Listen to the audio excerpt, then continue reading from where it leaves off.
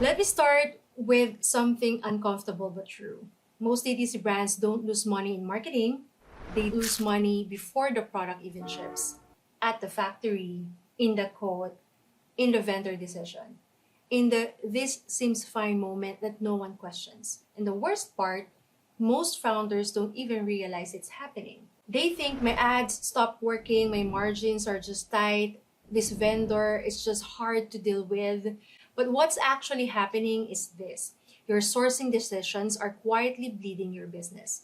And today, I want to walk you through how sourcing actually works when it's done right, what most brands get wrong, and how to think about vendors' pricing, quality, and negotiations like a real operator, not someone guessing their way through Alibaba.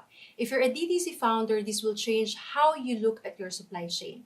And if you're a supply chain professional, this will sharpen how you add value inside a brand. Let's go into it. Most people think sourcing is just find the factory, get a quote, place the PO. That's not sourcing, that's shopping. Real sourcing is strategy because every sourcing decisions affects your margin, your cash flow, your lead times, your quality, your ability to scale, and your stress level as a founder. I've seen brands scale revenue and still go backwards financially because they picked the wrong vendor, or they accepted the wrong MOQ, or they didn't understand what was actually included in the quote. They also had no leverage, no backup, no data. And once you're in production, it's already too late. That's why sourcing isn't a one-time task, it's a system. Let's talk about vendor research. Most founders do one of three things. One, use the first factory that replies.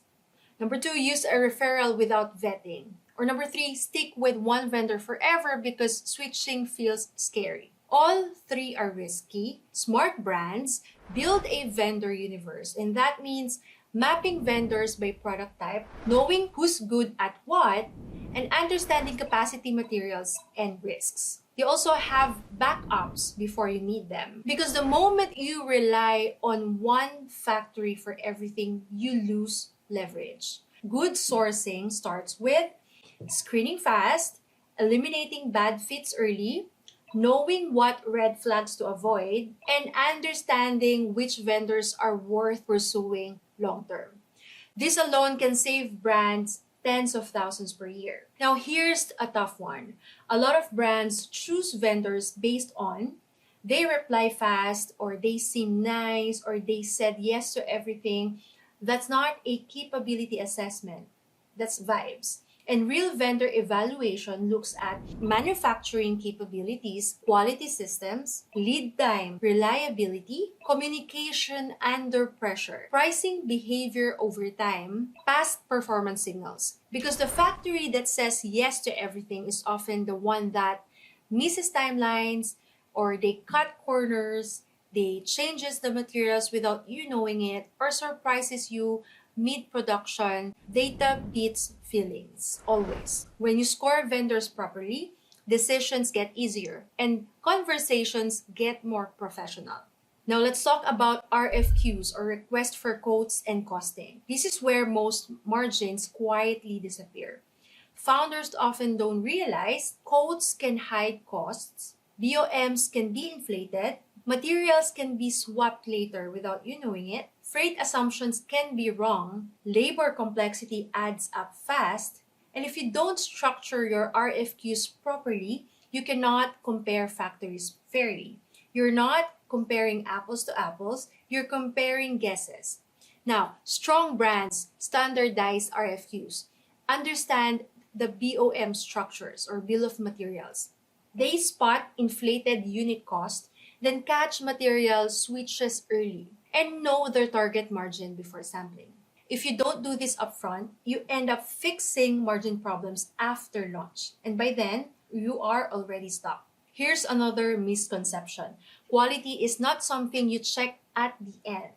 Quality is something you design into the process. That means pre-production audits, clear specs, inline inspections, final inspections, clear defect communication. The acceptance criteria everyone understands, Factories don't fail because they are not good or bad people. They fail because expectations weren't documented. The factory will only be as good as your documentation. Brands that treat QC as a system reduce refunds, protect their brands, avoid emergency fixes, and sleep better at night. Last piece, negotiation. Good negotiation isn't aggressive, it's strategic. It's not just about unit price, it's about volume leverage, your raw materials alternatives, design simplification, payment terms, production planning, origin decisions that affects tariffs, and the best vendor relationships are built on aligned incentives. When vendor understand your growth plan as a company, your standards, your expectations, your long-term volume, you stop fighting every PO and start building partnerships.